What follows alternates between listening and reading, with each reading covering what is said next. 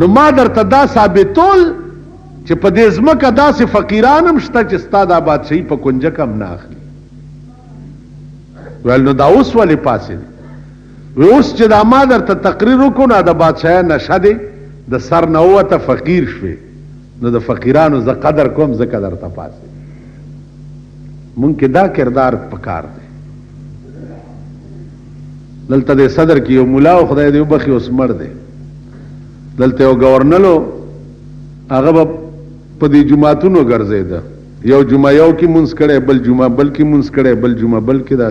ځان به خوده خلکو ته چې ګینې زه هلکه هو چېرته یو طرف ته کښېنه بې اختیوزه مونځ کوه نو اوس په جماعتونو سله ګرځي. نو یو جمعه دلته م راغلی او خو شکر دی ما ته پته نه وه لګېدلې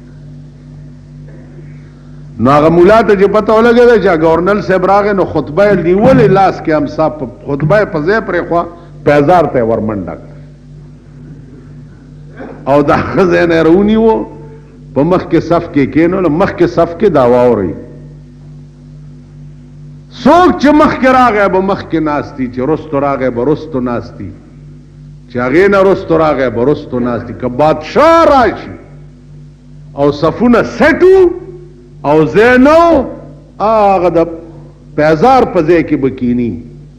دا به نه کوي څوک چې لار ورته اوزګاره کړي چې بادشاه له مخکې ځای پرېږدي نه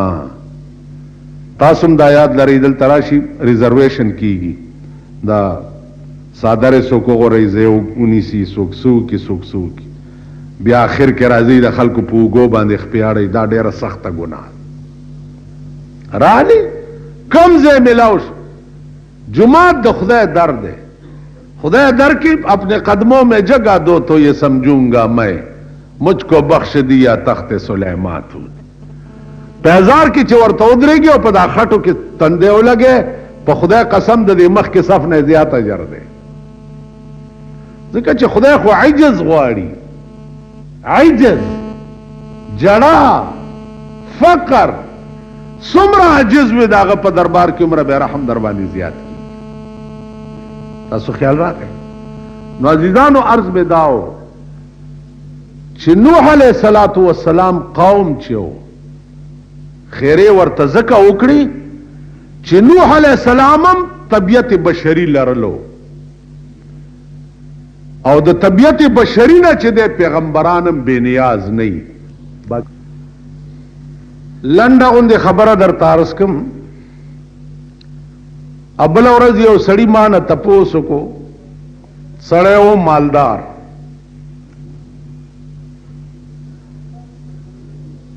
ما ته وی چې دغه مال او دولت مونږ له خدای را کړی دی نو دا غریب هم د خدای بندگان دي په کار دا دی چې دوی له هم ورکړی دی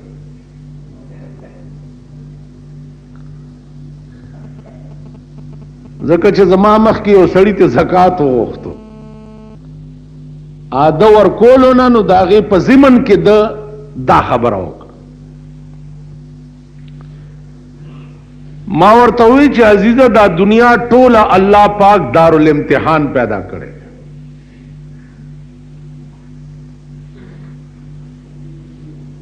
دارالامتحان معنا دا ده چې هر سړی په خپل ځای کې په امتحان کې وي او هر سړی به د خپل قابلیت مطابق پر چلی کی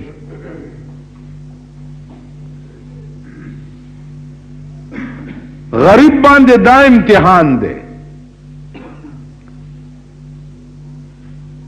چې بل مې ورکړي دي او تعالی مې نه درکړي ګورم چې ته زمانه شکایت کې او که زما په نه ورکړو الحمدلله وې مالدار باندې دا امتحان دی چې دغه هم ستا پسان انسان دی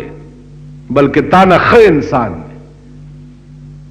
دا اوس مالدار چې کوم دی دا د پاکستان خسکی مالدار دی کې د سړي زوی اډو شته نه ځکه چې د سړي زوی هغه مالدار ته وایي چې دا هغه دولت او مال دا د الله په مخلوق خرج کیږي او د خدای په لار کې خرج کیږي. د سړي زوی هغه ته وایي. هغه د سړي زوی نه دی هغه مالدار چې د چا دولت په شراب او په زنا او په کباب او په دې سيزونو خرج کیږي. دا انسانان نه دي بالکل. نو د مالدار امتحان دا دی چې دا تا نه ښه انسان دی او تا ته مې ودرولو. نو ستا د ایمان امتحان دی، ګورم چې ته د سره څه چل. قرآن کریم کم آیات چې ما ستاسو په مخ کې ولوست، الله فرمایي چې دغه دولت چې دوی ځان د پاره جمع کړی دی، یوم یحما علیها فی نار جهنم، دغه دولت د دوی به د جهنم په اور ګرم کړی شي. چې دغه دولت ولا ګرم کی نو فتقوا بها جباههم، د دې دولتمندو تندوله به په داغونه ورکړي شي. وجنوبهم، او بیا به په د دوی ډډو له داغونه ورکړي شي. وظهورهم، او بیا به په دوی ملاګانو له داغونه ورکړي شي. او بیا به ورته ملائکه وي هاذا ما کنستم لانفسکم، داغه دولت ته چې تا جمع کړو د خپل ځان د پاره، نن به په دې اور ګرميږي او ستا تندي او ستا ډډو ستا ملاله به په داغونه ورکړي. بیا به ورته आवाज وشي چې اوسکه خوند هغه دولت چې کوم تا دنیا کې د ځان د پاره جمع کړو او دا الله نوم به درته واغستی شو ولا به دې نه ورکول نوم.